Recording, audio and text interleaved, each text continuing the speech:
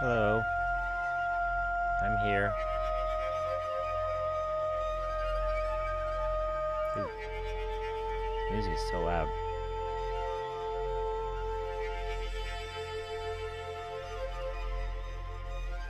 Okay.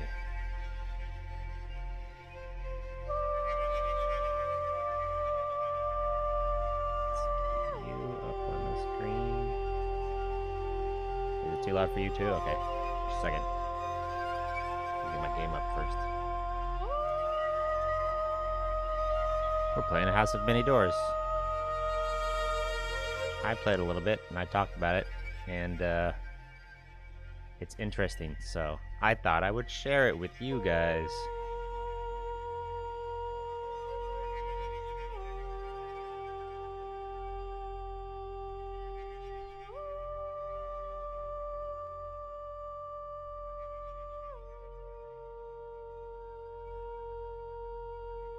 This is a spiritual sort of sequel. I don't know if it's a sequel, but sort of a continuation sort of thing to Sunless Sea, I guess, which I have not played. But it's not by the same people. These people were just given permission to do this game. I read on the internet.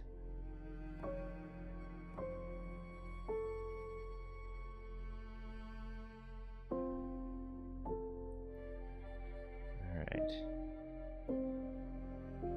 Where did the game go?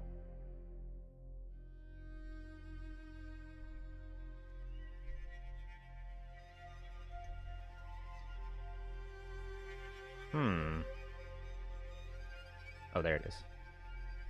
No. No.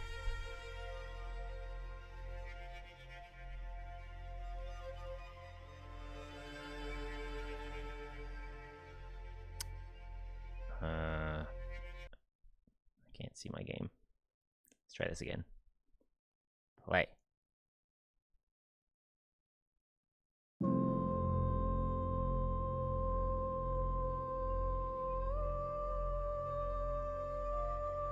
What? Why do I get a black screen? Why is this always messing with me? I guess... Ugh.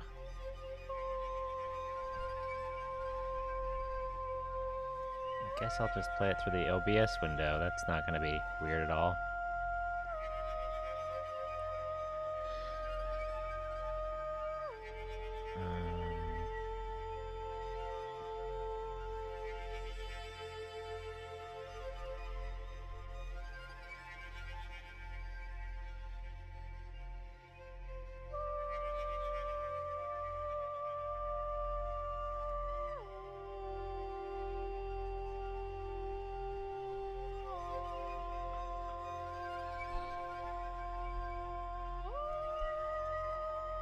Okay.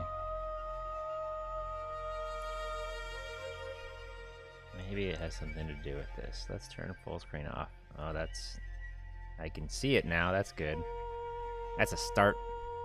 Now. Oh, shit.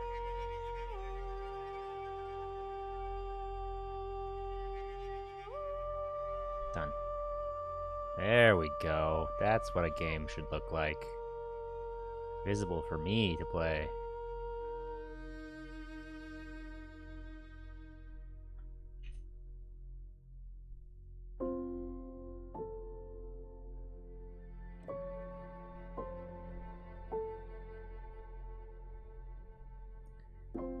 How's she cutting? I don't know that. I don't know what that means. Difficulty, enjoyable. Oh, I wonder what difficulty I played on. Text size, regular, large, extra large. Ooh. Let's go large. This game is not adorable. It's kind of cool. I like the whole aesthetic and the sound. But you know, it's along the lines of what I kind of like. A little spooky, I guess. Let's begin. I don't think it pushes any thresholds. I think it's pretty simple.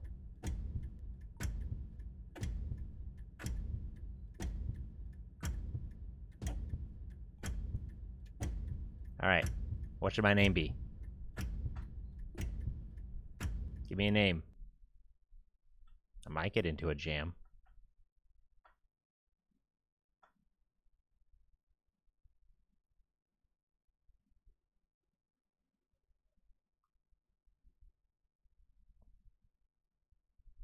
Alright.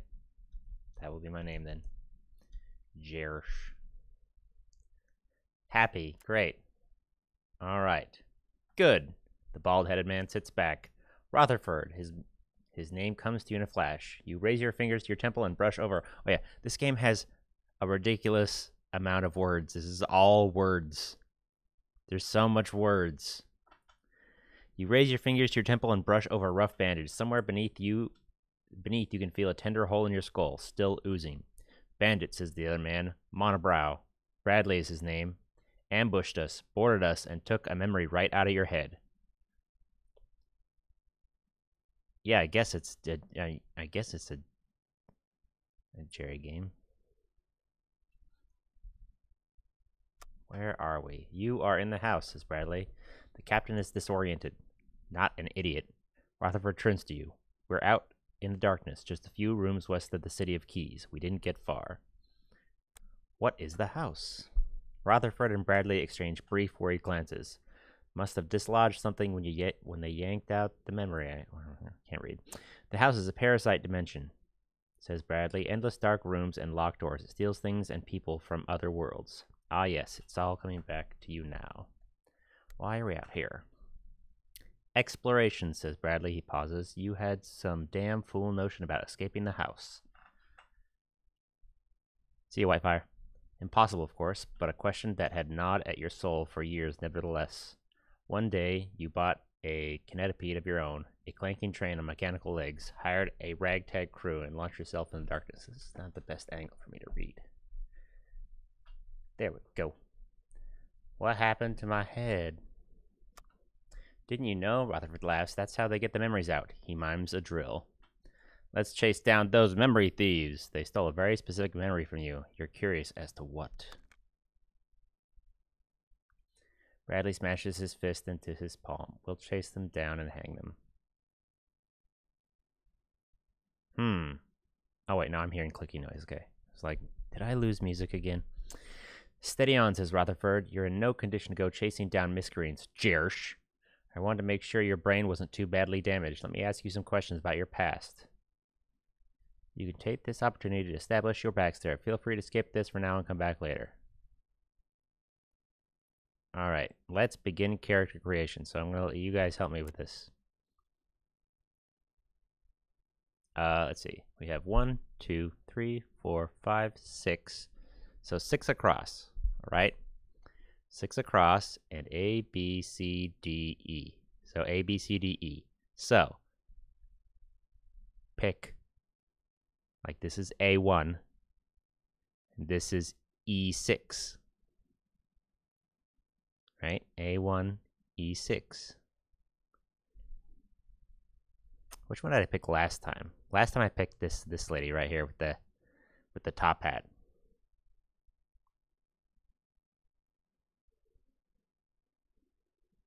Man, I need my polls. That's a lot of numbers to have in a poll, though. I can't even pick a letter and a number, though. But I'm not set up for polls here, unfortunately.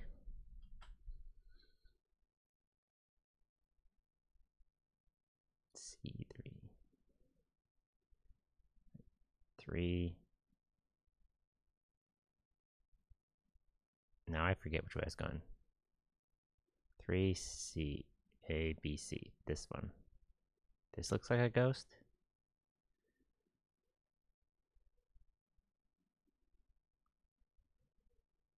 This one definitely looks like a spirit person. This actually looks like something that Mike would almost draw, as far as... This is 1, 2, 3, 4, 5, 6. This is A, B, C, D, E. 2, A, B, C.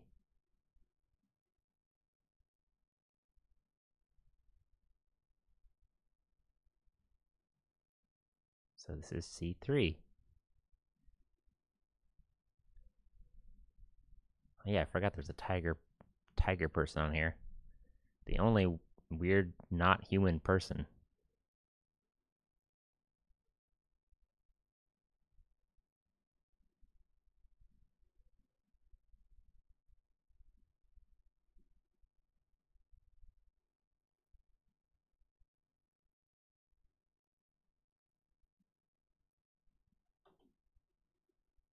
This guy, he's too jolly to have. Like, why is he so happy? He should be more stern like this guy with an eye patch and a gun.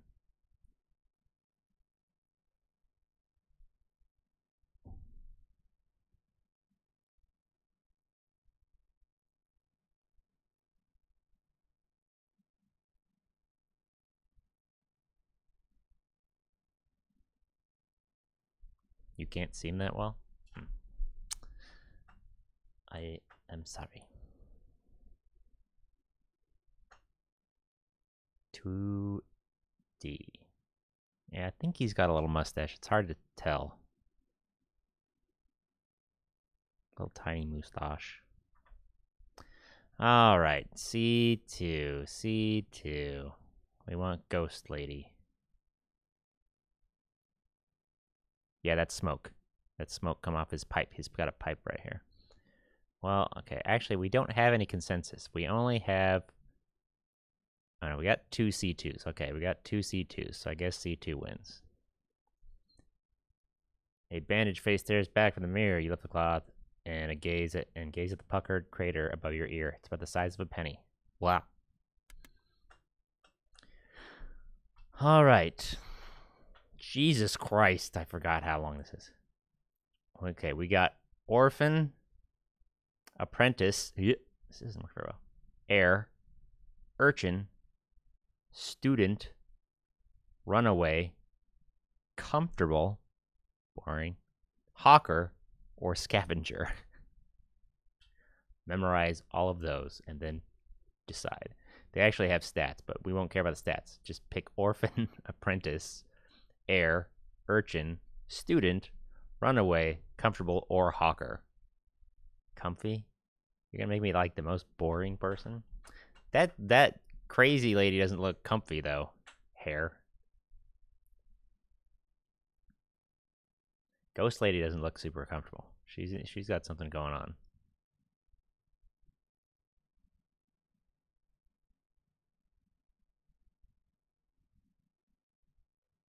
She looks like hair.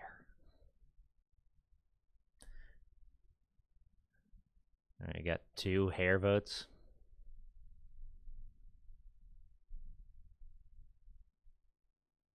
I get extra money. That's good, right?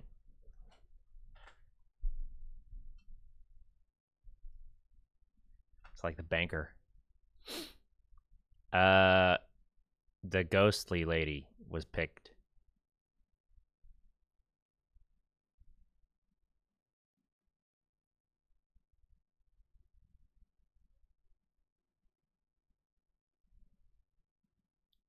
I think I picked orphan the first time.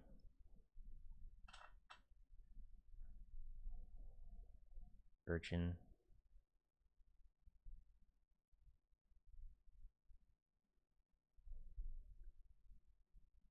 Any sort of consensus from anybody?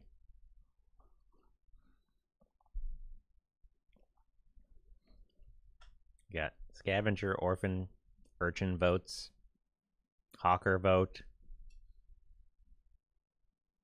Yeah, I don't think heir fits, definitely. I mean, I guess, that could be like she's, like a powerful magician from a rich family. So she could be an heir. I mean, she had nice hair. Double vote for scavenger. Scavenger sounds pretty good. Let's go scavenger, wherever the hell that is. I get 10 vigilance. Your family lived amongst the trash heaps of Junk Palace, picking amongst the detritus. Even with your eagle eyes, you never found the grand buried treasure your father always talked about. Only coins and trinkets. Okay, detective, soldier, scholar, clergy, crook, industrialist, miner, adventurer, or a lawyer. Definitely not a lawyer. Adventurer, maybe. Crook, detective, crook, yeah. Got a crook vote. Adventurer. You don't think she's a clergy? Lawyer's kind of funny. Trash lawyer, yeah. That's what I would be. I'd be the trash lawyer.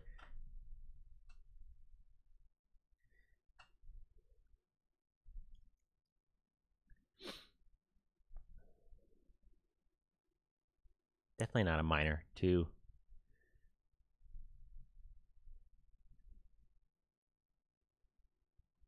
I mean, clergy or scholar could definitely fit. Soldier doesn't fit.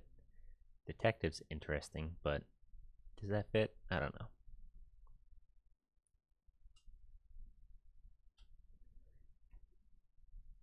Industrialist, that's the more money. You can just go for money character, I guess.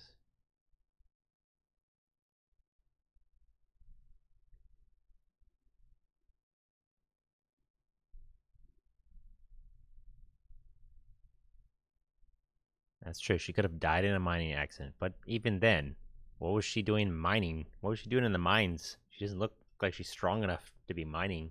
I guess she could be using machinery, because this is a industrial sort of age, so it could all be machine run.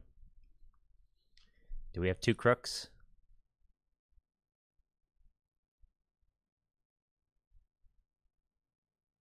We also have 2 detectives.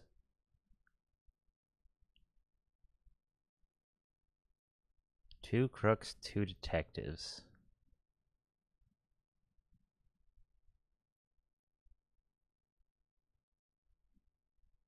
No, I only see 1 crook. I see 1 crook, 2 detectives. Oh no, I see 2 crooks. Never mind. So that's 3 crooks.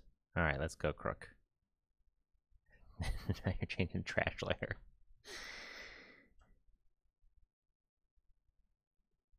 All right, I think Crook won. She's the trash crook. I mean, it goes to sense. You claimed a street in Sticky End and had a gang of your own. You peddled drugs and black market goods, and left rivals dead in the gutter. The money was good, but your little operation was torn apart by internal squabbles. Yeah. Oh boy. Oh, I'm not reading this top part.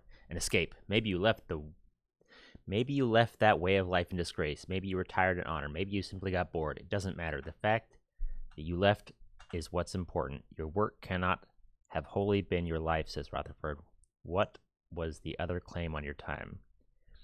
Pugilism, debauchery, occultism, gambling. I mean, occultism, occultism's pretty good for a ghost lady. Gambling, tinkering, sketching, tourism, socializing, or schmusing.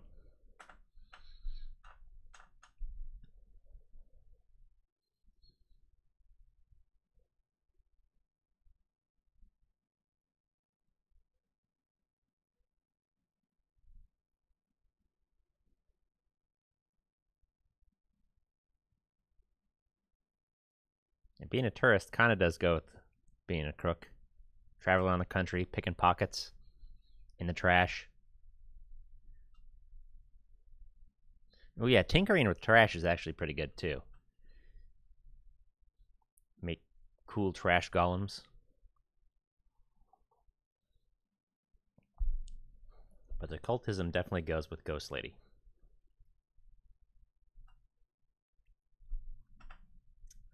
Or I could just have been a dead, drunken, OD'd ghost. That's true.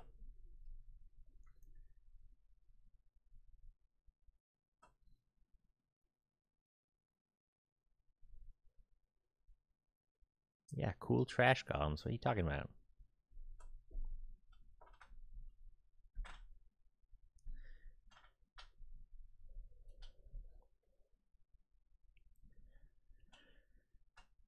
we got, let's see, we got 2 debauchery.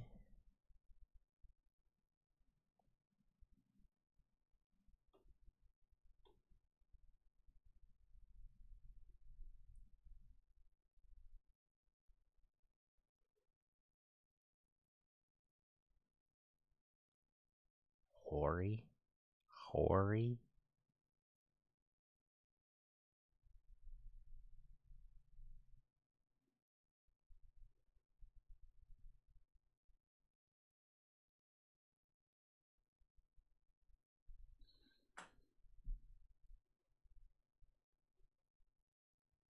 Yeah, I think debauchery actually has 3 votes. I think debauchery wins. Let's go debauchery.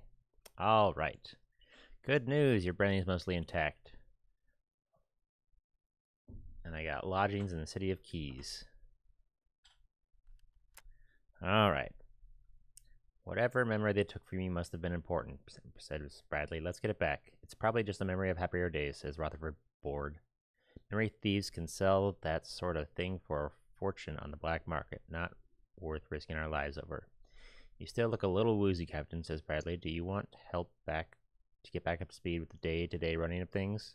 I guess I'll do the quickie tutorial. Bradley nods. The last we saw of the memory thieves, they were heading directly north of here, probably up to Clayton's Mill to sell your memory on the black market. Actually, the tutorial's not even helpful at all anyways. Perhaps we can catch them. This memory may not even be worth retrieval, of course. How would you know?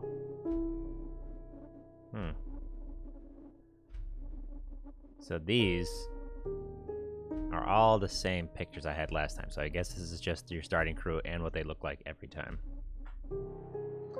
Alright, let me adjust this loud audio. Still too loud for me, so I'm going to turn this down. Hey. So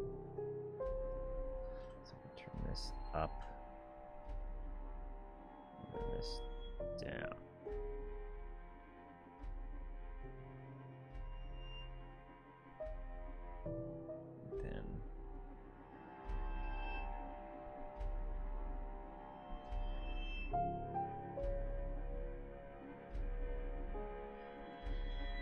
Yep. So, driving this centipede train thing here in the dark.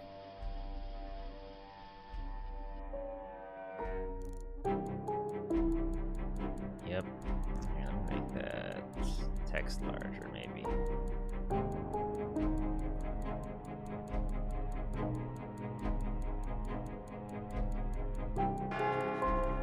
Ding.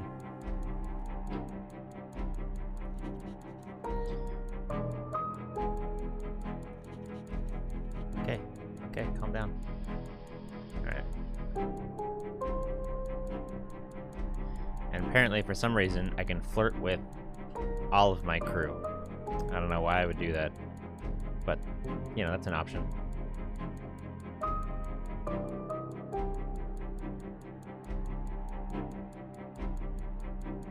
Excuse me, going missing from your cargo. Rutherford probably knows a thing or two about it. Rutherford is a sour grape-faced man who drinks 2 bottles of whiskey a day and smokes like a chimney. And I think he's our surgeon.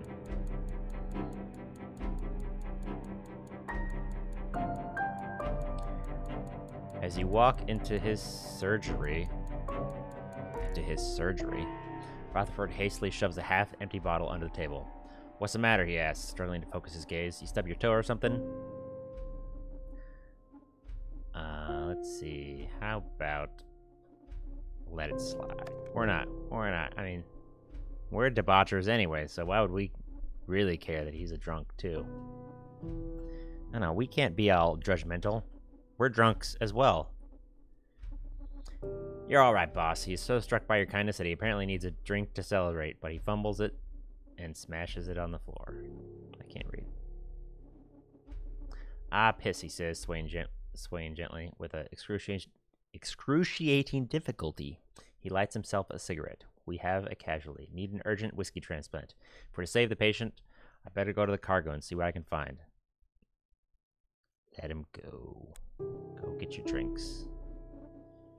And hey, we like drinking, so we'll drink with him. He shambles back some time later with a bottle in each hand. I know, he chuckles. Ambitious. Thought we could share. Sit in silence for a while, passing the bottle back and forth. You're not the worst boss I ever had, he says. Or says Rutherford. Not even in the bottom 10. He swigs. Did I ever tell you a story about how I lost my license? Go on. Rutherford gathers himself, puts the bottle to one side, and takes a deep draw on his cigarette. Where do I start? He mutters. I had a doctor before my name once. Not exactly a respected physician. Ha! But at least I had a license. Unfortunately, I had an attack of conscience, you see. Another drag on the cigarette. The Surgeons Association is stealing hearts.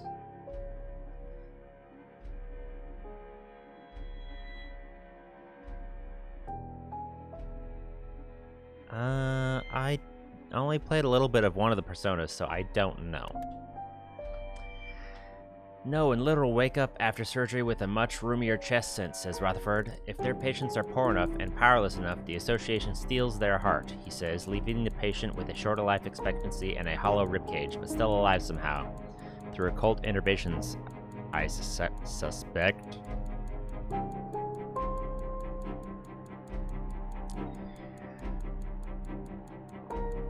What did they need the hearts for?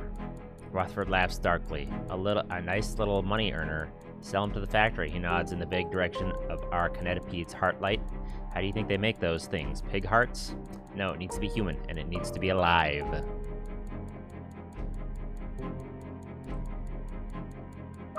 How do you know this? I treated a patient without a heart, says Rutherford. A little old lady, sweetest woman you ever met. So I did some digging on her behalf and dug a little too deep.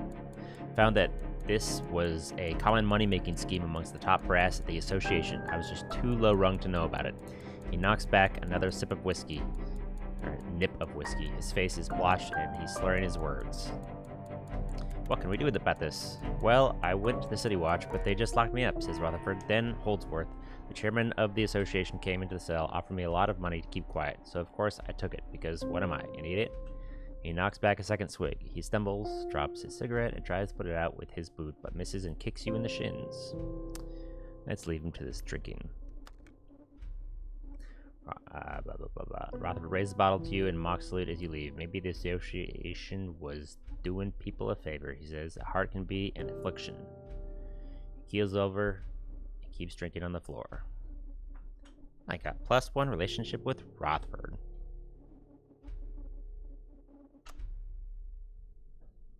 Alright.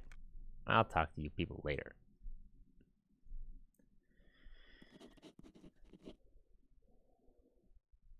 Alright. Stats have a huge impact on gameplay. Grit. Would you stop popping in and out the text? Grit increases combat damage. Guts speeds up your individual cruise rate of healing. Insight increases frequency of updates to your map. Spirit slows the rate of sanity decrease. Oh yeah, you go super crazy in this. Graft increases the kinetipede speed and fuel efficiency. Guile increases your chance to dodge missiles in combat and successfully flee. Vigilance increases the chance of your own missiles will hit. Esoterica increases the rate at which you gain apprehensions, which can be spent to improve all of your other stats. Alright. Where'd they say to go? North? I think they said north.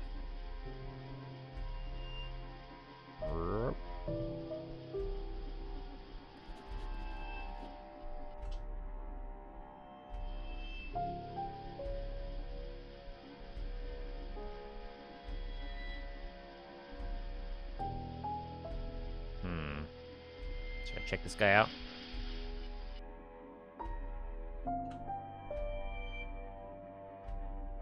It's like a centipede train. The memory thieves. You recognize their kinetipede instantly. It's much sleeker than your own cobbled together mess. They're not trying to run. They're barreling straight toward you, legs a la Skitter. Let's ask for my memory back first. The radio crackles and spits, but is otherwise silent to your pleas. Alright.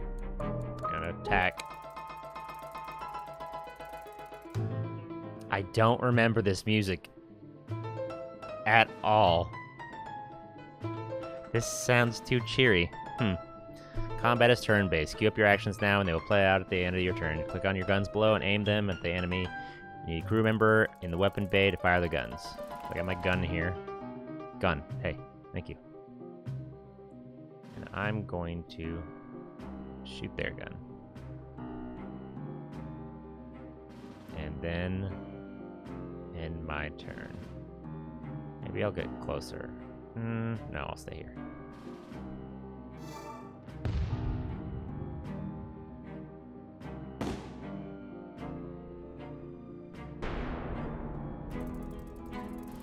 Whoa, why is their weapon shaking? Oh. Did it just fire twice? Oh no, it was my firing and then they're firing. Hey, your weapon's not looking too good. Although that really hurt my heart light or whatever. Then let's move a little closer. What's it say? Moving one of your crew or aiming weapon uses up one action. You only have 4 actions per turn, so choose carefully.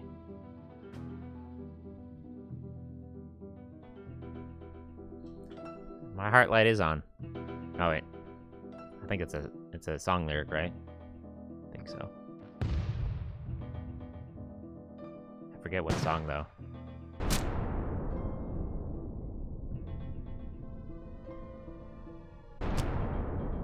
Hey. Ow, what the... That looks like that really hurt my engine. Alright, dude. You're fucking asking for it.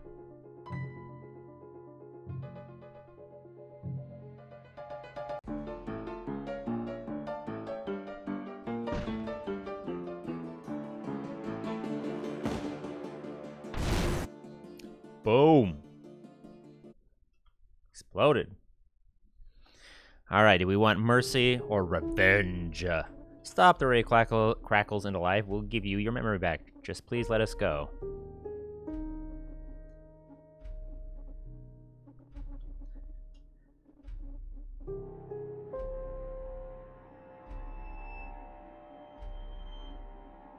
Mercy, morality, and practicality are, this time, in agreement, or revenge. You'll just have to pick the memory box from the wreckage. Revenge. Oh, that's true. I am a drunk. Die, you bastards! Victorious. The enemy canetipede buckles and bursts under the weight of your artillery, splitting like an overripe pear. Columns of smoke reach the ceiling. Picking through the charred wreckage, you manage to pull free a battered memory box. Hopefully it's got the right memory inside. Onward. You can check the box at your leisure. Apprehensions. The sum total of what you learned about the house, facts, secrets, fears. Use them to increase your stats or make progress in the main story. How do you gain apprehensions? Find new places, write poetry, complete quests. Oh yeah, you write poetry in this.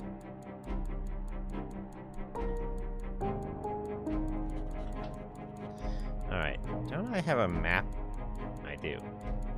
So to the left is Clayton's Mill. To the right is the City of Keys. Let's go to the mill. Okay. Oh, wait, what's this?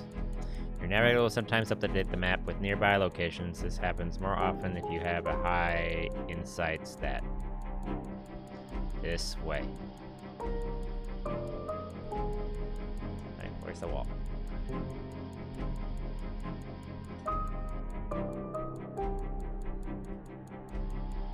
And things that you can visit kind of glow. I can't tell if it's glowing or not. This is glowing. A cairn. A tower of haphazardly heaped stones, entombing some ancient hero from another world. Order it torn down, or leave it alone. What's going on? We are playing... I forget what it's called. House of Many Doors. So, if we tear it down, we could get cursed and spook the crew. Let's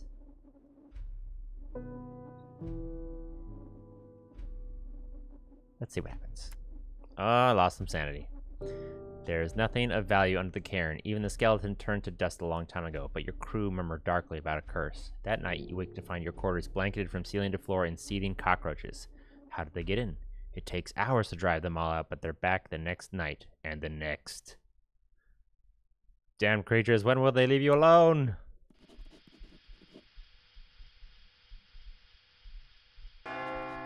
Hey, calm down. Wait. Your heart light goes out suddenly. For a half second, none of your crew seem to notice, mechanically performing their tasks in the dark. Then the shouts and screams again, fast shapes in the darkness. In the blackness, a murmured prayer. Find Panorama or take it to... I'm assuming Panorama was, our ghost lady got cursed because we dug up a cairn. Or top of a cairn to see if anything was under there.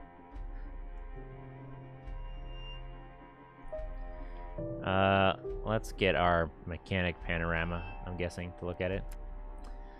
Panorama is working furiously on the dimmed heartlight with one hand, a candle in the other. No use, it won't turn on again. It's nothing mechanical, says Rutherford. The only indication of his presence in the darkness is the floating ember of his cigarette. It's medical. A heart attack. Our only hope is to get back to the City of Keys in one piece and have the whole heartlight replaced. What?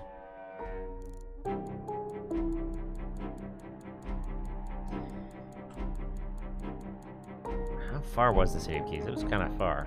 Although, I feel like... I thought directly to the left, or to the west, was that city, but I haven't hit it. I don't know what happened. Can you fix it? The cigarette bobs from side to side. It can't be fixed unless we replace the dead heart inside, and I'm not volunteering mine. Any other takers? Panorama is silent. Your crew, gathered anxiously at the doorway, are silent.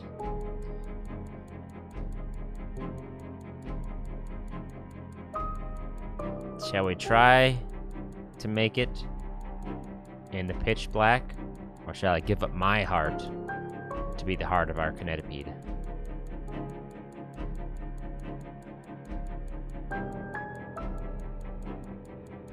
I'm a ghost. I don't even have a heart, really. I don't need my heart.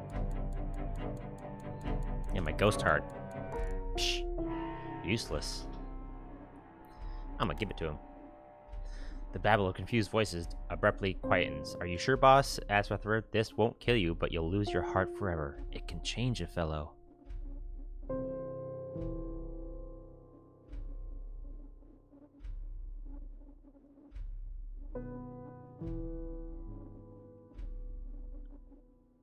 We're a ghost.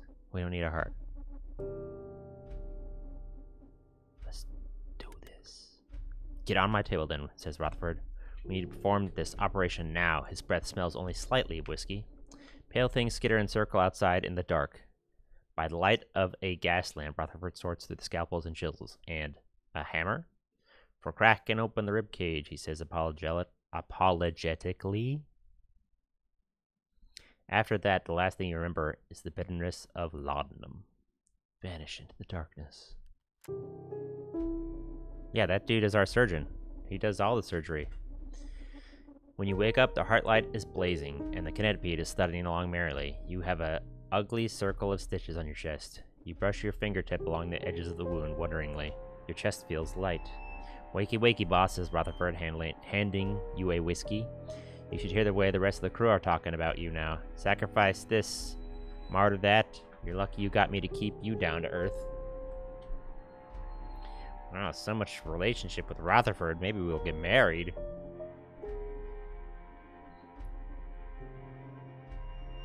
Ew, I'm now known as the Heartless.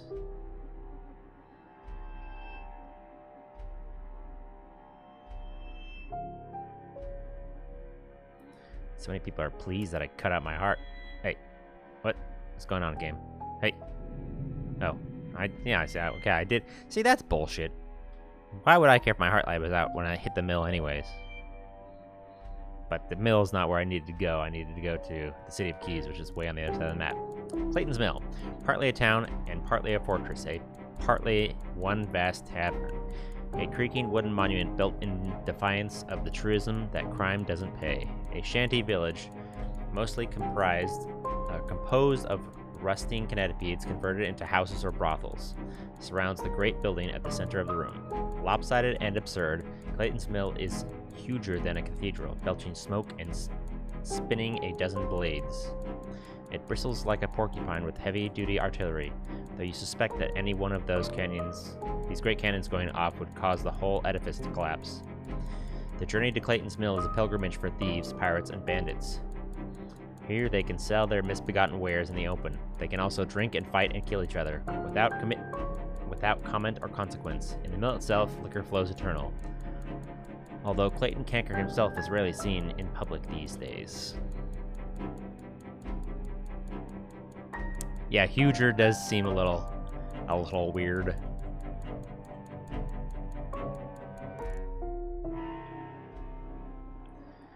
Alright. So we can relax and recover. I think we're fine. Oh no, we did take some damage from... The weird thing about this game is it's hard to tell how injured you are. Like, you have your hull up here, but as far as personally, you can die from one shot from a previous fight. And there's no, like, HP or anything that shows. You just kind of have to know.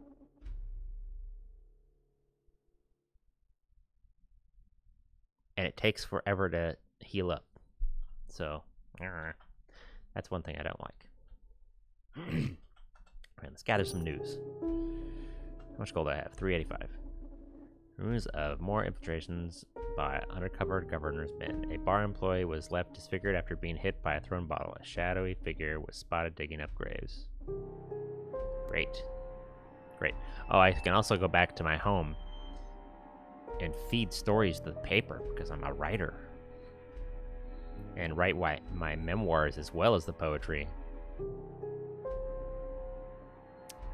Oh, let's check out what my memories were. Just attach that nozzle to my skull and crank the handle. Obscure visions. A blood-red mountain gazing down at you with one hideous bile yellow eye. A motionless clock, blood seeping through the wall behind it. A hard-faced woman at a window with a key in her hand. Whose memories are these? Not yours, certainly. They don't fit with any of the others in your head. You'd expected to complete a jigsaw. Instead, you found a piece from a different puzzle. The theft was an orchestrated affair. If you can hunt down the mastermind, perhaps you will learn more. The thieves have been fleeing to Clayton's Mill. Perhaps you should start there. That's where I am.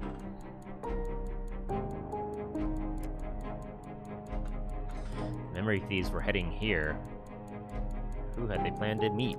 Clayton's Mill is usually a cacophony of shouts and raucous laughter. Or raucous laughter? I guess pronounced raucous. And the occasional spirited evacuation of bodily fluids. But when you approach today, the windows are shuttered. Clayton Canker himself is behind the bar, a giant upper half of a man teetering atop clunky mechanical legs. He rubs a glass with a rag and eyes you carefully, but your attention is occupied by the room's other occupant, a woman whose face is covered by bright, sharp steel. "Jersh," she says coolly. "Please, sit." Raucous? Okay. I thought so. I think I always, for a long time, thought it was raucous until somebody pronounced it in real person. In real person times. I'm gonna sit down. I gotta keep my heart a rest, you know, or non-heart, my heartless body a rest. Clayton clanks over, gas whistling from his pneumatic knees, and pours you a glass of beer-like liquid. His iron beak is distinctive, and finally, her iron beak is distinctive, and finally you recognize her, Lady Stymphalion, a noblewoman from the City of Masks. You'd expect to meet her at a high society ball, not seated behind a horribly stained table in Clayton's Mill. I did not expect my men to survive, in truth. They didn't survive, I killed them. But, okay, whatever. Apparently I was not supposed to kill them, she says. They knew they were martyrs. I came here not to meet them, but to meet you. Oh, she's not saying this to survive. She's saying she didn't expect them to survive anyways. I get it. Why did you send your men to steal my memory? We didn't care about which memory we stole, she says. We switched the memory boxes, you see. The memory you reclaimed was not your own. How dare you send men to drill at my head? The steel hawk face is impassive. The razor-edged beak glints in the lamplight. Perhaps one day you will realize that we have offered you an opportunity, she says. I encourage you to grasp it.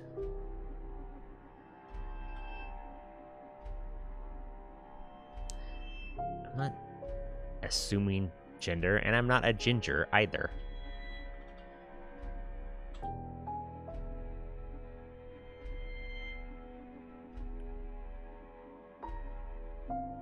I think you could probably pretty easily use this because I doubt Twitch would recognize that this wasn't original. So yeah, if you want to, go for it. You could also probably just ask them, I bet, and they might let you because it's a small team. Yeah, I like the music in this a lot. I think the music out in the world even better with the light female singing voice is pretty cool too. It's a little spookier.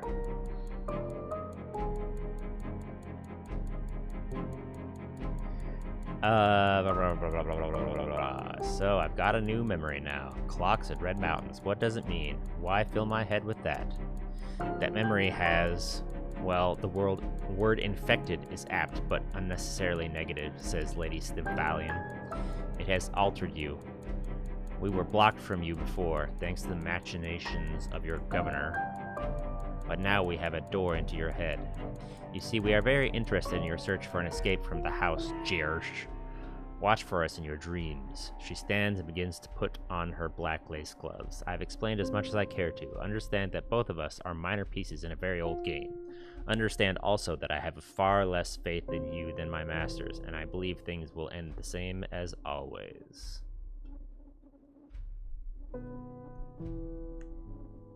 Demand you tell me more. Ow, neck. I have told you all I care to tell, she says. I would advise that you don't start anything untoward. A pneumatic hiss. Clayton Kanker has casually set an enormous six-barreled shotgun up on the bar and is making only a cursory attempt to not appear to aim it in your direction.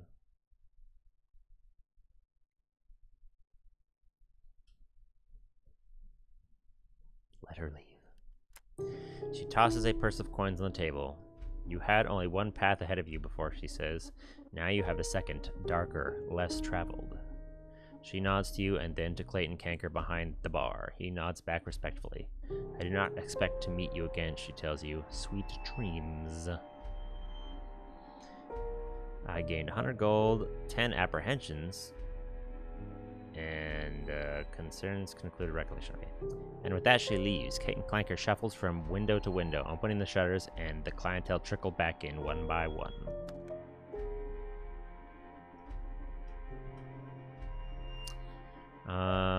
Yeah, let's definitely repair my hull. Papa.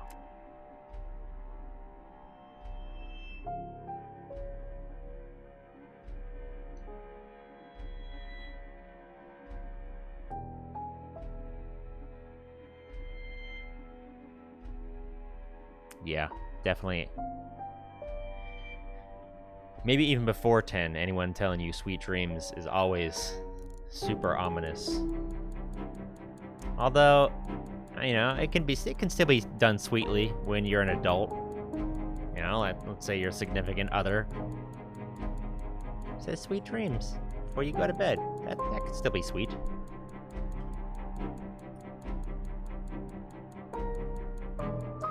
Ingratiate yourself. Let's try and ingratiate ourselves with Kanker.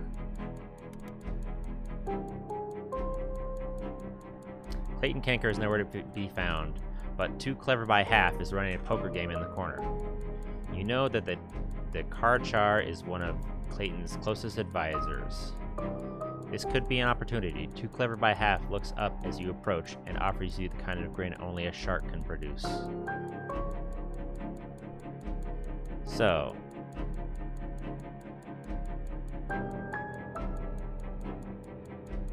looks like cheat to win is the best option. So we have these little exclamation marks and this stuff.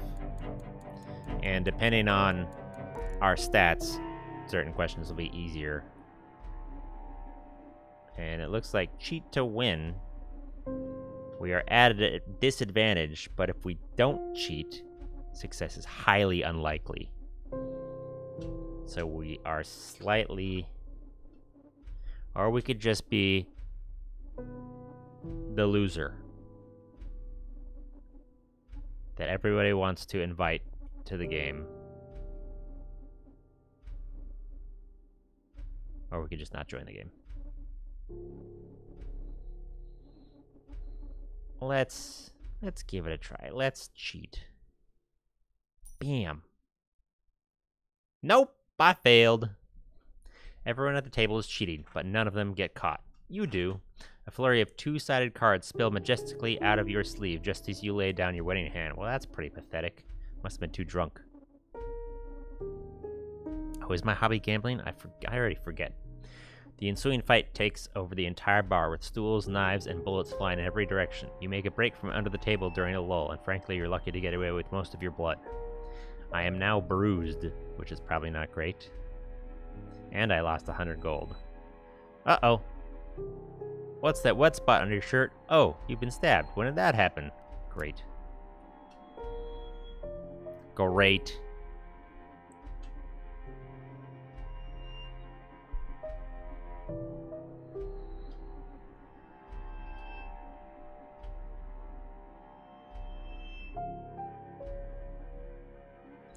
Oh, that's weird. Usually... Oh, maybe they took it out. Maybe it's down here. Oh, leave the city's down here. Usually leave the city was an option down here.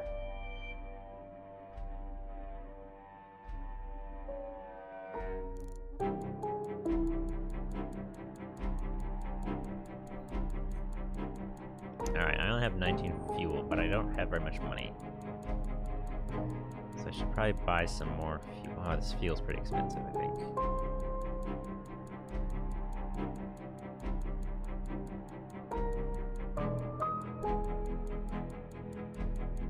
It's true. Resting's not going to do me a ton of good, but I may as well give it a go. Because it just takes a lot of time to actually get back up to health. And I failed.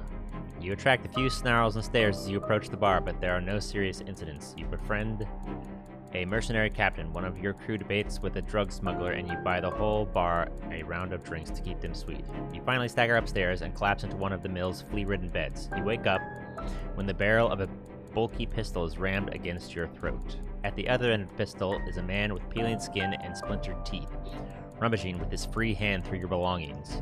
He offers you a decaying grin. He shakes some pocket change from your bags and departs, apparently satisfied.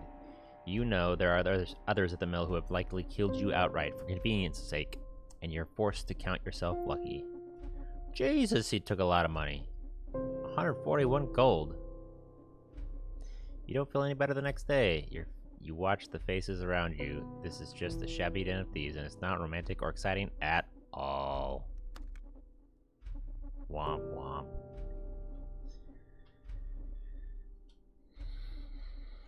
Alright, let's go somewhere else. Should we go to the City of Keys or the City of Bridges? I don't know. I don't think those are coming back, at least not with Mike. Maybe you can see somebody else do it, but I do not think Mike will be doing it. That's my problem. That's why my monitor's wrong, because I'm too far over. Maybe over here. He just didn't like making anyone mad because he didn't like a game. He didn't want people to feel like he just doesn't like games when that's not true. This game is brutal, like I guess like Sunless Sea is, if you ever played that. You just gotta, you know, deal with it.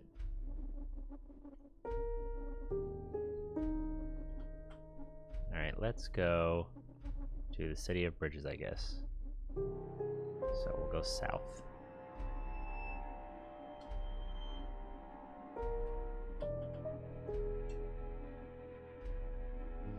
Yeah, being on camera for him is a lot of pressure anyways. It's just not something that is, yikes. I think this was glowing, yeah. It's not something that's really natural for him. It makes it, you know, he's a little uncomfortable, usually, and then having to judge something and having somebody judge him,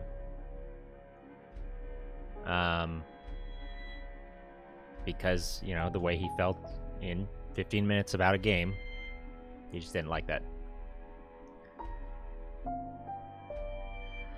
A ruined pub, a tavern from another world. Its roof is caved in, its floor caked in dust. The bar is tragically empty. Let's search for a drink. Yay, no luck finding a drink, but you find a sack of salt in the larder. All the other food is gone, long since rotted. I got a sack of salt. Where's that? There it is.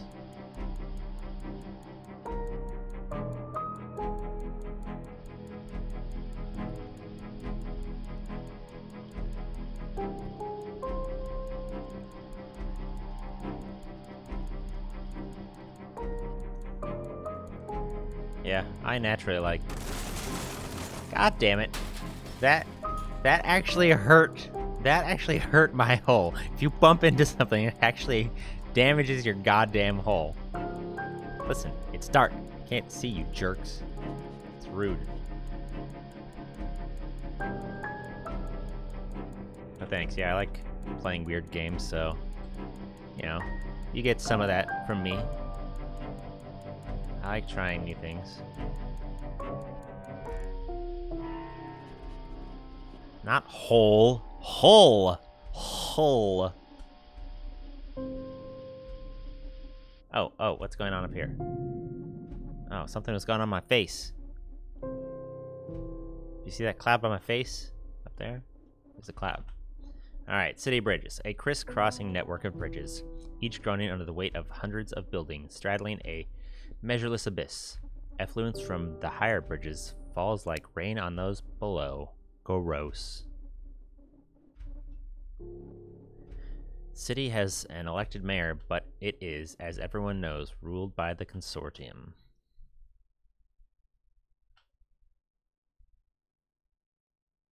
Did Jerry what? That's not a complete sentence. Did Jerry write this? I don't think so. I don't think Jerry had even heard of this game until I mentioned it.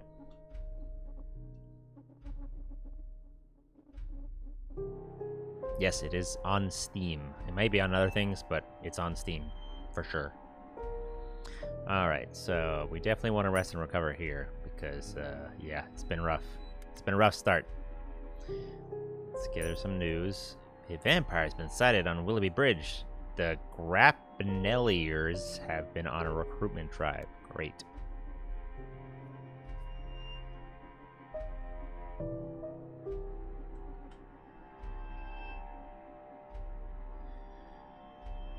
Alright.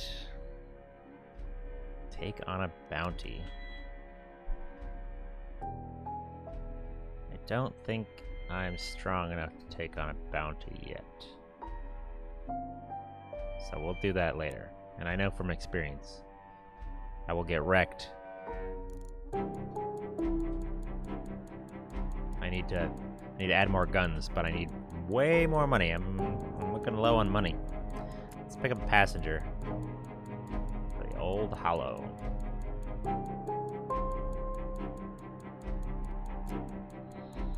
Alright. An old man sits on the edge of Brabazon Bridge, contemplating the endless below. His knuckles are white on the railing. He shifts forward a tiny amount and sighs. What's the matter, old man? The old man glares at you. I suppose you want to stop me. Save your breath. Do I care if he jumps?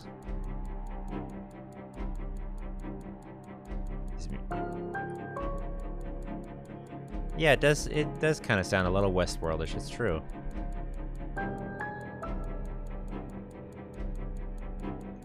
those vocals are used out in songs in the other world too. So it's not just the intro. She wouldn't care. All right. A cruel sort, ain't you? I've never been much for gods, but I hope one is listening. He leans forward, lets go, vanishes without a word or a scream, and you are alone. Okay, we just let somebody die. You feel a sudden chill. Turn up your collar. I don't think that was the right choice. I think we might have gotten something out of it if we did not. I mean, I guess we got, the divine reproach. Those things are actually good. Even though it sounds bad, those things buy me stuff. It's like I have all these concerns, and where are they? Where's that shit, man?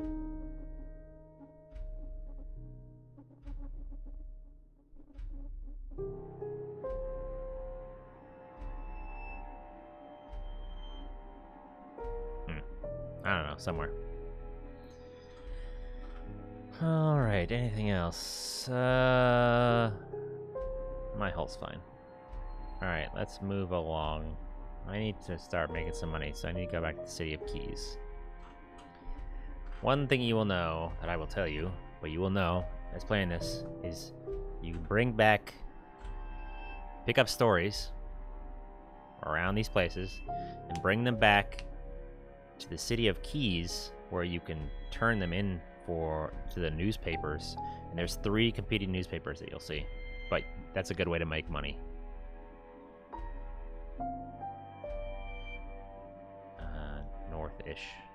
North-ish. Alright, let's check this out. Oh, it's actually... Eventually I need to take my passenger down here. But they don't complain if it takes a long time. What's on my shirt? Devich. It says Devich on my shirt.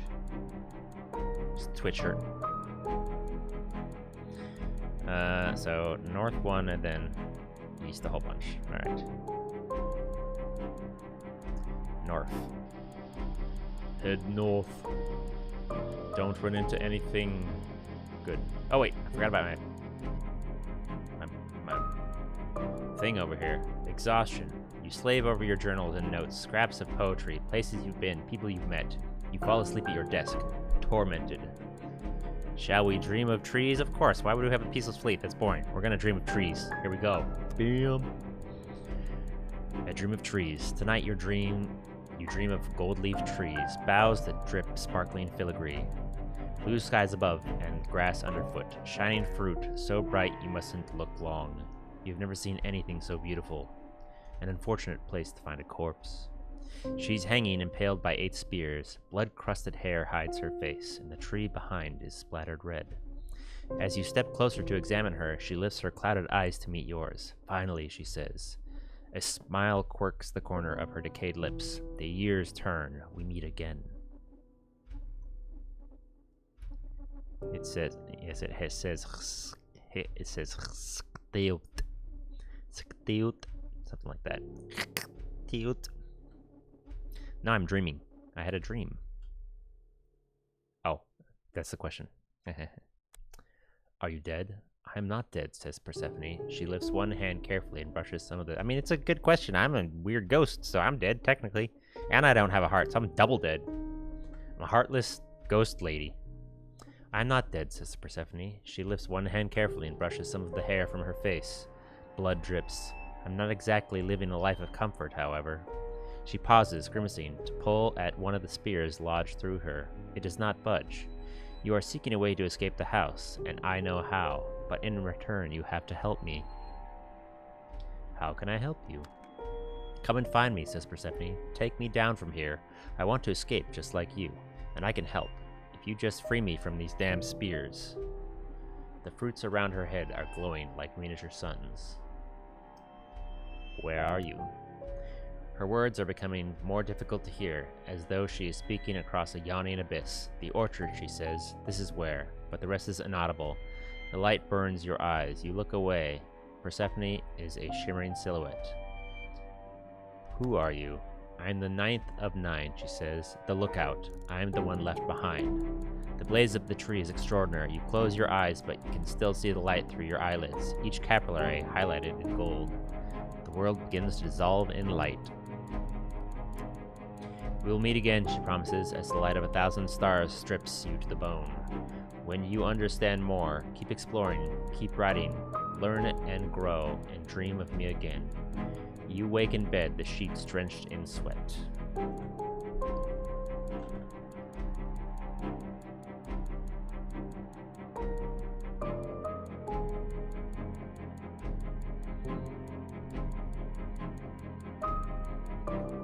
Your eyes still hurt. Alright, now I go east. East. Without hitting rocks. East. Yeah, not hit the wall.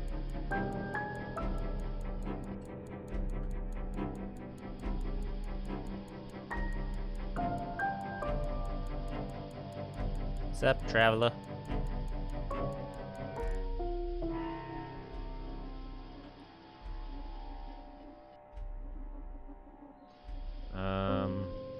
What's this creepy orb? You following me? No? Hey, hey, what's up, orb? Hey, orb. Oh, I guess orb is gone. Pretty sure running into anything is always usually not great, or a fight.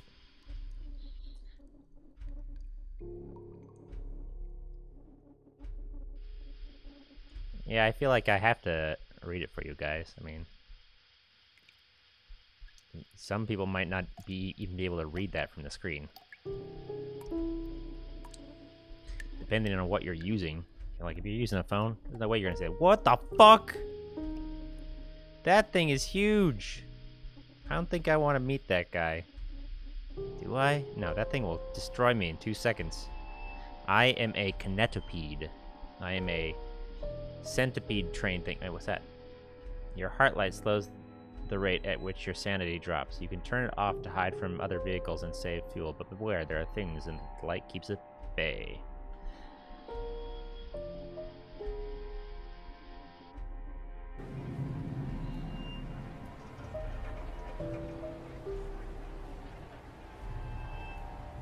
It's a noisy town.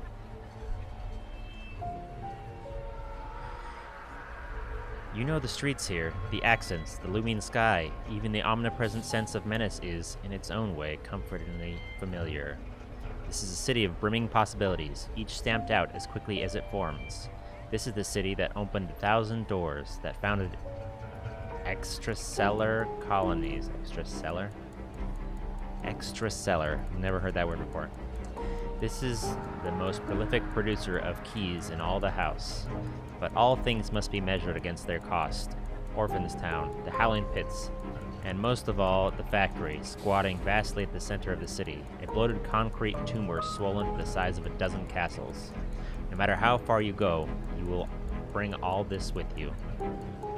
This is my home. Visit your dwellings. This is your, well, your home. Or at least, that's what all the paperwork says. Let's go home. You live in one of the brute concrete towers of Catgut Row, sharing a squalid room with a desperate family who make their living by begging and stealing. The streets outside are perilous after dark and stained black with soot and shit.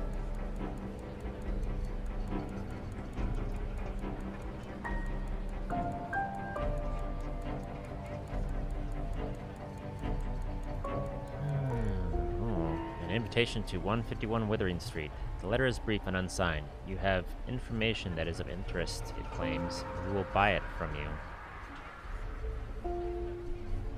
I can pick up my fetch mirror. It's a vital piece of equipment for the Sirius Intercellular Explorer and set you back a pretty penny. You can't believe you left it here. Okay, I'll take my mirror. You pick up your fetch mirror, wearing gloves of course, and take it back to the cargo hold. This should come in useful if you need to get somewhere in a hurry. Very useful indeed. You can pick up another from Dr. Grindylow, should you need it. Alright, let's check out this invitation. 151 Withering Street. Withering Street is a tranquil row of middle-class homes, narrow, leafy gardens, and ornamental gnomes. 151 looks just as cheery as all its neighbors. Your knock at the door is answered by a small man in an ill-fitting suit. He has a craggy face, unkempt stubble, alarmingly blue eyes. I'm a governor's man, he explains without preamble, ushering you inside. Sit down. Talk. The inside of the house is devoid of furniture except for a single velvet armchair into which the governor's man reclines. He looks up at you and smiles quizzically, hands folded in his lap. The governor's man will pay you for secrets with guineas and reputation. What should I call you? You may refer to me as 151 Withering Street, says the governor's man, and perhaps one day, a friend. That damn smile never leaves his lips. Let's see. I can sell my unsettling conjecture. That's all I can sell, my unsettling conjecture. And I will receive 60 guinea.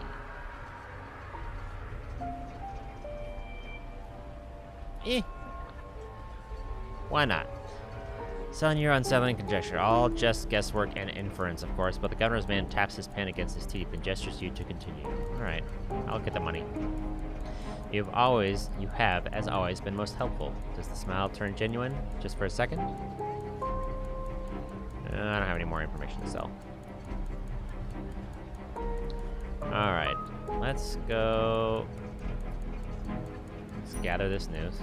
Great, Ooh, let's write an article. Alright, let's write an article on the city bridges. Now, who shall we sell it to? Selling ink cheap. The Hollow Trumpet are willing to accept freelance work. They're the biggest tabloid in the city and they'll pay the best, though they won't appreciate you. The second option is The Pioneer, a magazine for explorers and travelers. They'll naturally be interested in your work, and they pay quite well. Then there's The Key Details, a semi-satirical paper known for tweaking the noses of censors. You won't get paid well, but you might do some real journalism occasionally. By selling your freelance work to one of these papers, you will be able to build a reputation with them. Maybe one day you'll land an exclusive contract. Who should I go with? The Hollow Trumpet, The Pioneer, or The Key Details? Hollow Trumpet will give me 100 gold on top of nothing. On top of nothing? Oh, no. With no distance bonus, because that's not very far. So they'll give me... Yeah, 100 gold, 80 gold, or 50 gold, I guess. Let's see. I am a drunk. And a crook.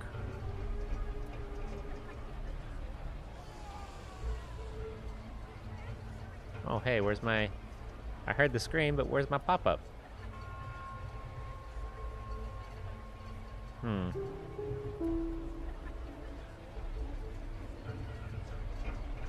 Oh, I'm going to sneeze.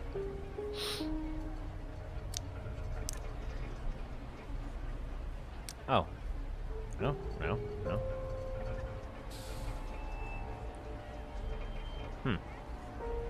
That's weird.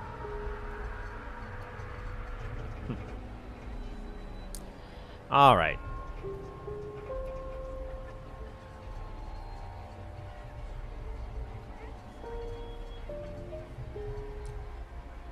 Pioneer. I got 2 votes for Pioneer. Let's go Pioneer. It's, middle of the road. Pioneer gives your article a double-page spread of its own and displays your name prominently. However, the magazine evidently has issues with circulation. You don't see anyone reading it in the street, and most hawkers don't carry a copy for sale. Still, money's money. The editor sends you a personal letter brimming with praise. Alright, let's write one more article about Clayton's Mill. Let's stick with the Pioneer. Let's build up some clout with one of the papers first.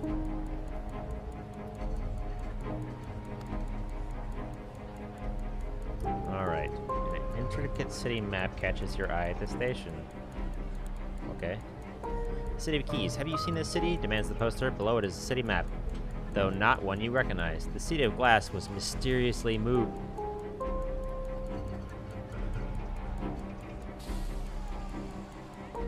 That sound in the background is the same one that I use for one of the screams for live stream. Interesting. They use the same free sample. The city of Glass was mysteriously moved into Principate territory in the year 1802, reads the poster's smaller print. After the cities fought valiantly to reclaim it, it vanished again and has not been seen since. Can you help us find our 7th city? 20,000 guinea reward!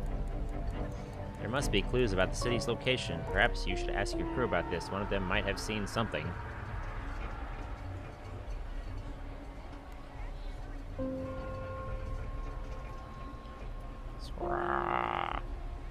Alright, my hull's fine. I should wander the streets, see if I get any clues for things. You wander your old haunts. You have a weight of history here. Junk Palace is a heap of detritus so colossal that entire slums have congealed into its hollows. In those dark caves, never heard that word, discarded girders, excuse me, discarded girders have become support struts that hold up the vast mass of trash overhead. The further down Junk Palace's strata you go, the weirder the discoveries you can make. Lost communities, forgotten treasures, inexplicable objects from other worlds. You made a living picking amongst the safer, surface-level garbage for items of value. Today you go picking again, for old time's sake. Memories of your greatest previous discoveries rattle through your head. A silver pocket watch, a chess set, a reliquary. How pleased your father was when you brought back those treasures. How well you ate. Today, too, is a blessed day. You spot something barely visible beneath the broken bottles and rubble, a gleam of bronze. Gain 1 box of exotic memories. Ooh. Slip away, clutching your prize. Ooh, exotic memories. Can I put those in my head? That sounds great. Man. Ooh. See, I didn't have this before. Because I chose Crook, I have this black market option. I can, contact and Sticky End. Lillian Morn's face hangs in the darkness of the alley like a putrid moon. Her mad-eyed poodle chews at your shoes. Watcher, says the ghoul. Buyin'? Sellin'? I don't really have much money. Let's see what she has, though. She begins constructing a ragged roll-up. The project appears to require the entirety of her attention, and her poodle takes the opportunity to snap wildly at your ankles. Finally, she gets the cigarette lit and yanks the poodle back to her side. Alright, have a look at today's commodities. So we got Dream Salve. Okay. That's a lot of money. Witch's butter. Meh. I don't need any of this crap. You are useless. Let's see. I do need some gas, I think, though. 20 gold, that's better.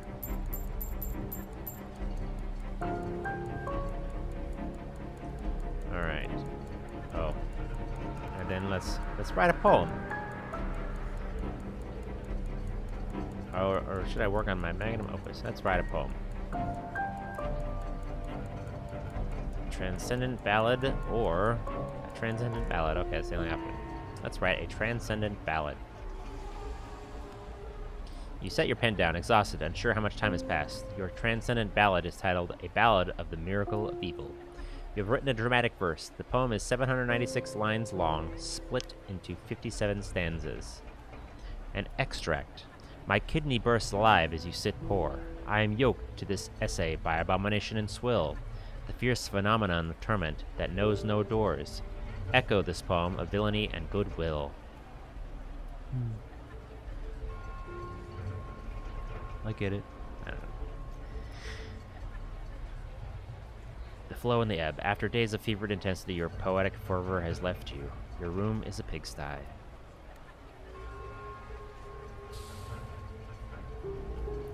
Alright, and let's work on our magnum opus. You add an entirely new subplot. This will change everything. Time for a rewrite. You have added to your masterpiece. Gain 5 apprehensions. Your magnum opus is 99% complete. You spent 1 day hard at work. See, that 1 day hard at work, though, that's healing me up, too, so that's good. This will blow your previous work out of the water. You can feel it. Alright. Now, let's get out of here. I forget what I'm trying to get my actual memories, but where was I supposed to get those? Human passenger, dream of trees, freelance writer. That's not it. No. No. No. No. No. Damn it. I don't remember where I'm supposed to go. We'll just go somewhere else to it that I have not been. Let's look at the map. So, I have my passenger needs to go there. Anything else?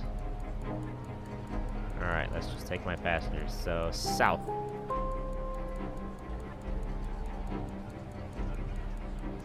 Bum, bum, bum, bum. Oh, let's talk to my crew. That's right. I want to see if they know anything about City of Glass. Violet looks at Bu's eyes, then looks back down at her newspaper and turns the page to look. Alright. I don't care anything else about you. Leave. Do you know anything about the City of Glass? What? City of Glass? It's blown to dust and everyone dead, says Rutherford, struggling to light his cigarette. Bloody lighter. Don't know what happened to him, but they aren't alive today. I'll tell you that much. You'll be lucky to find bone fragments. No luck. Oh, Rutherford is knocking at my door. I took your heart out, boss, he says. For once, you can't smell whiskey on his breath, though it might just be masked by the tobacco. I can't get over it. You, lying there on the table with a great big hole in your chest, giving up an organ to keep us alive. I remember when Holdsworth came into my cell and offered me hush money. He assumed I was such a lowlife that I'd take the cash and thank him for it, and he was right. All this time, I was hoping someone else would stand up and speak out, but it hasn't happened. Rutherford makes a pained face, like he's prodding an ulcer with his tongue. Maybe it needs to be me. Maybe it does. I made a resolution, says Rutherford. I've surrendered to the hideous impulse to give a shit. I need you to take me to the City of Masks. That's where the association's headquarters are. I'll go in there, get the evidence I need, and go to a much more fearsome authority than the City Watch. The newspapers. He offers you a cigarette. Okay. Anybody else got information on the City of Glass? A vanished city? Paramount shakes her head darkly. I don't believe it. It's just hiding. Cool. City Glass. This will be a dangerous search, says Tybalt. Hundreds of people have died trying to find the City of Glass. It can't be done. Bradley puffs up his chest, very pleased to be asked his opinion. Well, obviously it was stolen or destroyed by some enemy of the City of Keys, he says. Maybe the Mycenae. Oh. You find Bradley in a sputtering rage. He paces back and forth, snorting and spluttering like a kicked horse. Well, I never in my life ever conceived of. Each three-word fragment is spat out with a wounded intensity. I discovered obscene material in the mess hall, Captain.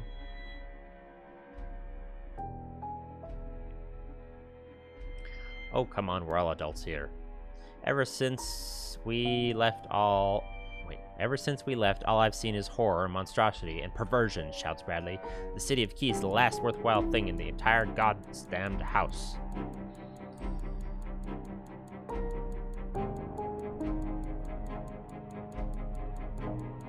I think it's supposed to be related to the Sunless Sea world, but I don't know how close or separate because I have not played Sunless Sea.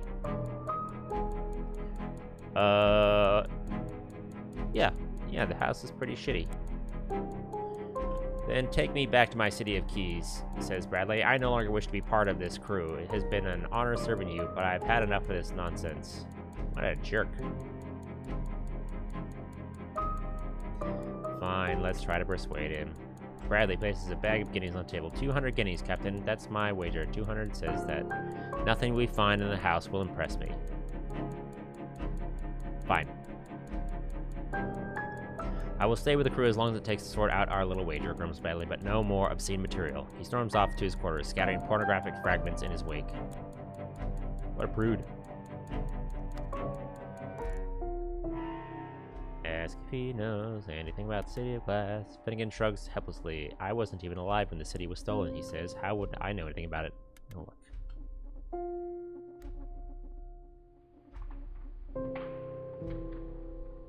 Navigator should know. Oh, I know exactly where it is, says Sandy confidently. I went and visited there 2 years ago, actually. It didn't vanish, you know. It's still in the same place. It just made itself invisible to the unworthy. Okay. Well, Sandy's tuttling loudly at my door. Her tuts increase steadily in volume and severity. And what is the meaning of this? She demands, holding up a bottle of cheap liquor. Is this really the kind of alcohol you expect me to steal from your cargo and drink? She sighs, uncorks the bottle, and takes a swig. Despite her expression of purest revulsion, she keeps drinking until half is gone. Despicable, she says finally, slurring slightly. Everybody in my crew's a freaking drunk. Let's say the two most important people, the navigator and the surgeon, are both drunks. Despicable, she says finally, slurring slightly. Pure swill, I simply must introduce you to the finer things in life. Allow me to take you to my favorite restaurant, a delightful little place in Founder's Fire. I'll buy you and the entire crew a slap-up meal, and a round of the very best drinks.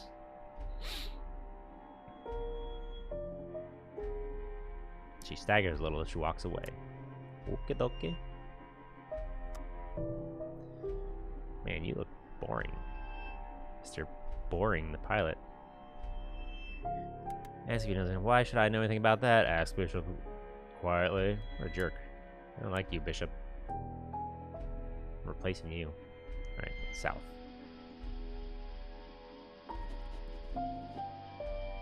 Hey! Rock.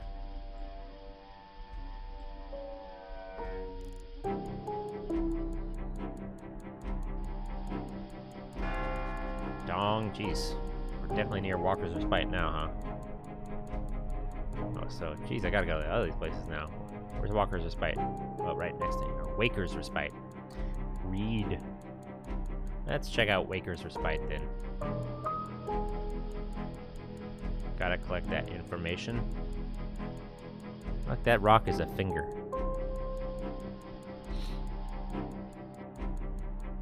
Alright. So, this way.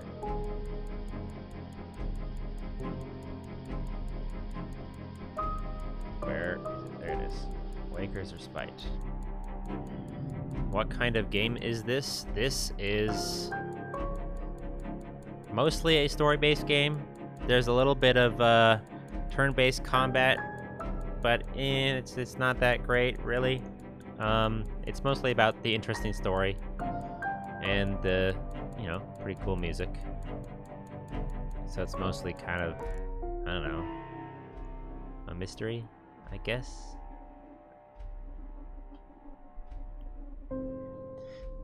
Waker's Respite. The air hums with strange energies. The floating orb communes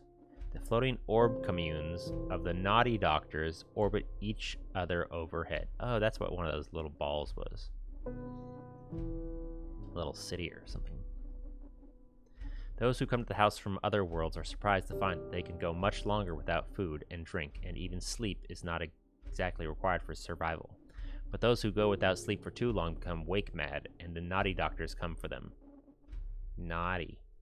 The naughty doctors have no obligation to entertain guests. There's no one to greet you at the door and no way to access the orbs overhead, which are usually forbidden to sound sleepers.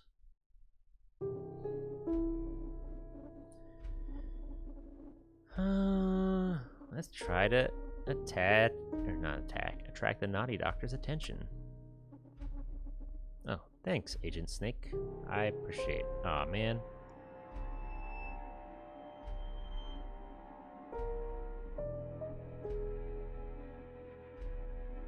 I need a sleepless wretch to sell them, I guess. Where do I get a sleepless wretch? Alright. So, south. South.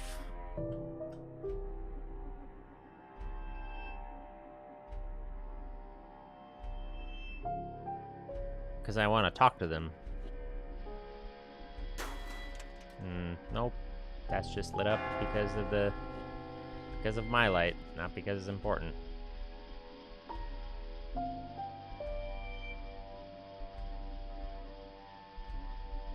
Whoa! Jesus Christ. I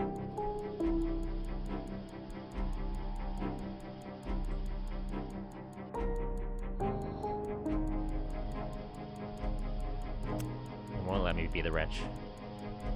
Hey, why are you following me? Hey, I don't want to fight. Oh, I need to go. I need to go west for a block.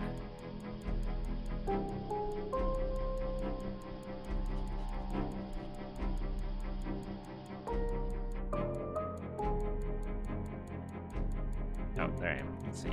City. Okay, now south. South for 2 blocks. Cells. Maybe these are cells.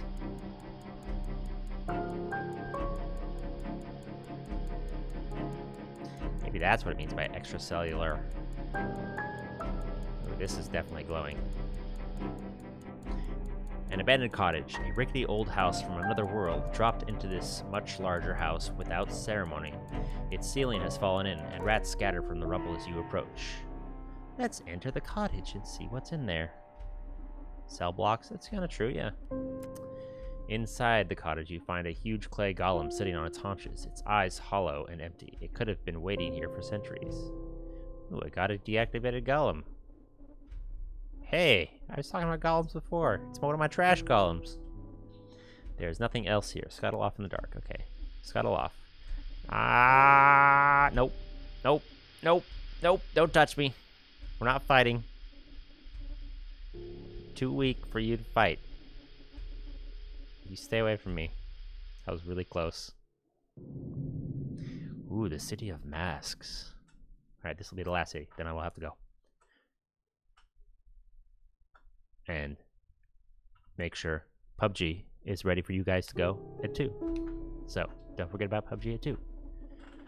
I'll just be gone shortly, and then I will be back almost immediately. Sort of. The first thing you notice is the stars twinkling just below the ceiling. A good crop this year, it seems. The second thing you notice is the noise and smoke and bustle, or rather the lack of it. Considering its size, the City of Masks is relatively sedate. There is an air of sleepy dignity. Alright, so... visit the Penitentiary Museum. Masks who commit crimes are confined to the Penitentiary Museum for decades or centuries. They hang on the walls. Mute exhibits for gawking tourists. We should do this first. The City of Masks. Trumpet-voiced tourists. Children eating ice creams. Dozens of masks hanging from the walls, each a famous villain in their own right. One of the imprisoned masks is sculpted into the shape of a baby's screaming face. Lord Squalid reads the plaque. A shrouded counselor. 4 human corpses were discovered in a secret room beneath his mansion. Confined to the museum for 70 years, due for release in 1881.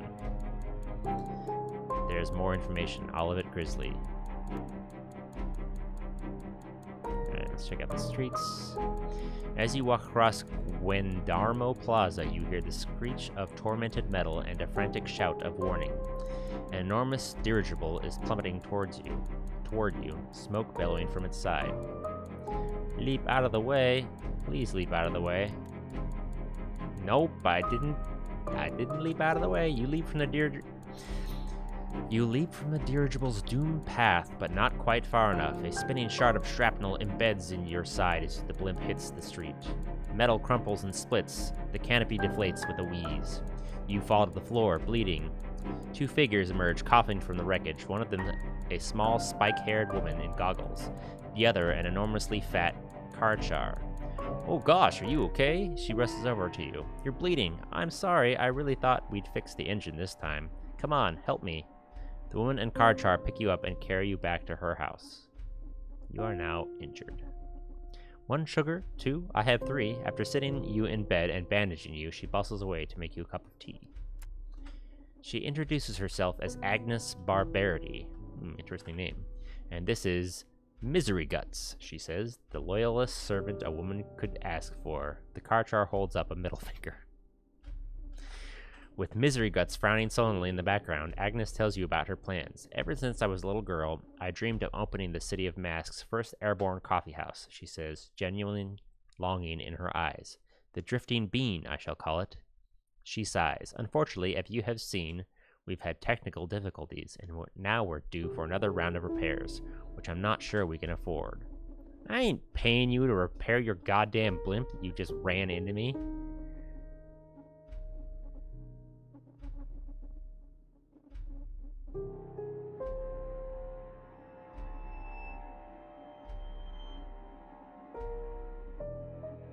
I'm not helping for free. You owe me money.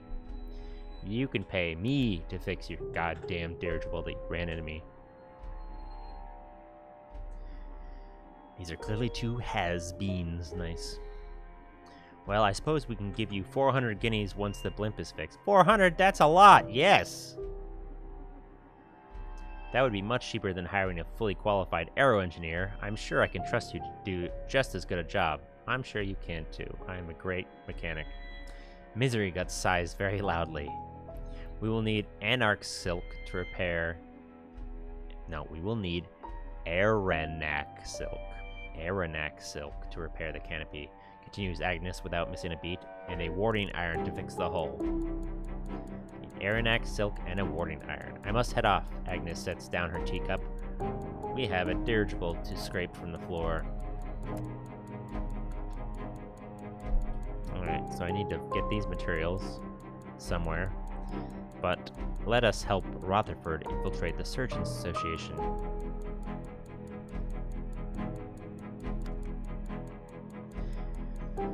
As far as they know, I'm still a back alley surgeon helping gangsters staunch bullet wounds, says Rutherford. I'm not even sure they were aware I ripped up my license. You're sitting at a rickety table in Rutherford's old surgery. Why do they call it a surgery? Is that what you call...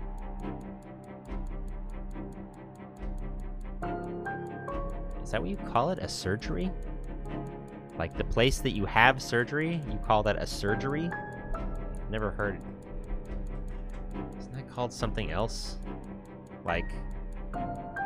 trauma center? I don't know. You're sitting at a rickety table in Rutherford's old surgery. It is indeed in a back alley, and a rat bursts squeaking through the door as soon as he heaved it open. Oh, yeah, operating room, yeah, or surgery ward, yeah. Old surgery, that's a weird... He made you tea that smells more like vinegar. Gross. The association will have receipts, records from whoever they're selling these hearts to. We can find them, but first we need to be able to walk around unchallenged. Alright, so we can forge a license, which is actually, even though it's a tough challenge and success is unlikely, the most likely thing. I think.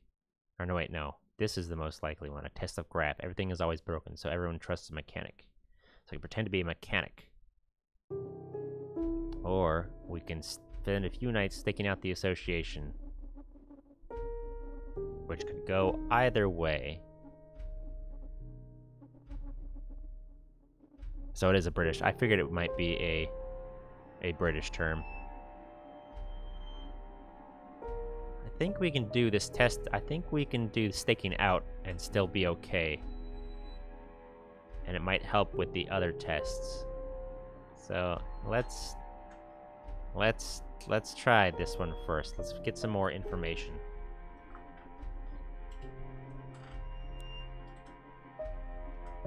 Aha, that did work.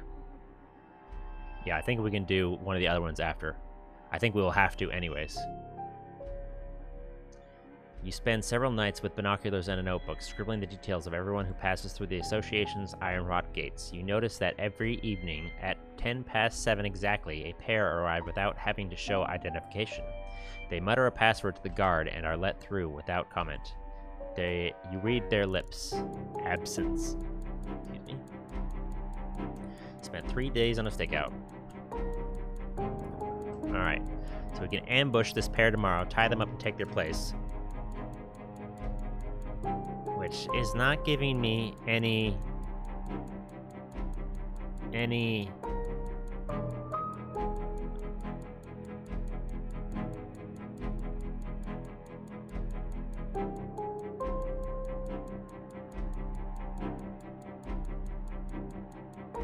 It's not giving me any warning for tying them up and taking their place, but that's, to me, I would think that would be the hardest one. Because you should obviously know what those people look like. Oh no, they're just muttering a password to the guard, but I think that maybe the guards change out. Let's just try this one, since it's not risky. Ambush this pair tomorrow, tie them up, take their place. Oh boy. You trawl through the old newspapers in the local library, searching for news about Surgeons Association. You find mention of a few charity fundraisers, a few large donations to the association from the masked. Aha! Perhaps you should try to follow the money. Attempting to do so, however, is a mind-bending exercise. Shell companies and intercellular transfers, and shells of shell companies. You have to ask about the matter at the town hall, prompting suspicious looks from the bureaucrats behind the desk. Finally, you give up. It's useless. You return with Rutherford to contemplate. You return with Rutherford to contemplating the association building, looking for a way in. Jesus, that sentence. That sentence. Oh, I failed. So I failed. I failed. All right. So try something else. Let's see. All of these appear to be equal. So we have Guile, Insight, and Esoterica. Can I see my stats? Alright, maybe it's here. No. Maybe it's here. No. It's here. No. Here. See, that's another thing. I can't actually see my stats from here. Like, once I'm out in the world with my kinetipede, then I can look at myself, I think. Could be wrong. But I can't see my stats in here, which is not helpful. Insight. So we want to... Yeah. Think about where would be the most obvious place. I mean, I'm a crook. Right? I'm a crook. That makes the most sense. I would know where somebody's gonna hide stuff. And of course I passed. Underground, of course. If you need to keep something secret, you bury it. You head down to the basement with Rutherford and discover a trapdoor concealed beneath a dusty chest of drawers. It's locked, but it's nothing that 20 minutes with a crowbar can't fix. I'm pretty sure you could use a lockpick. You're a crook. I guess there's different kind of crooks. And there, underneath, you discover the receipts. Stacks and stacks of payments received directly from the factory in the city of Keys. Let's get out of here, says Rutherford. We have what we need. You go to the City of Masks newspapers with a scoop so good that a bidding war ensues. The next day... Ooh, maybe I'm gonna get money. Oh, I did get money. The next day, headlines do about as much damage to the Surgeons Association as a well-placed artillery bombardment. Are doctors stealing your heart? They exclaim, although all mentions of the governor and the factory seem to have been mysteriously expunged. The buyers are apparently anonymous. A mob march in the association, almost as soon as the papers go to press. Pundits are calling it the scandal of the century. The Surgeons Association looks unlikely to survive the week. Rutherford himself is a minor celebrity, a fact that seems to surprise and disturb him. Let's leave the city, he says to you grumpily, hiding in his surgery from... that word, using it that way keeps bothering me. Hiding in his surgery from journalists. I've done my bit now. Time to go. Shouting journalists follow you almost all the way out of the station.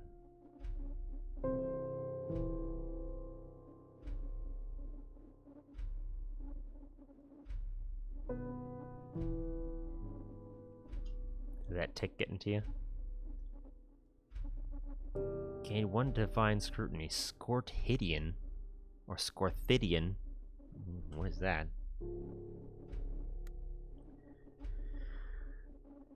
Oh, right.